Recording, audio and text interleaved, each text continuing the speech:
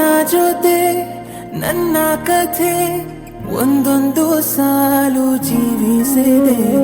ನನ್ನ ಜೊತೆ ನಿನ್ನ ಕಥೆ ಬೇರೊಂದು ಲೋಕ ಸೃಷ್ಟಿಸಿದೆ.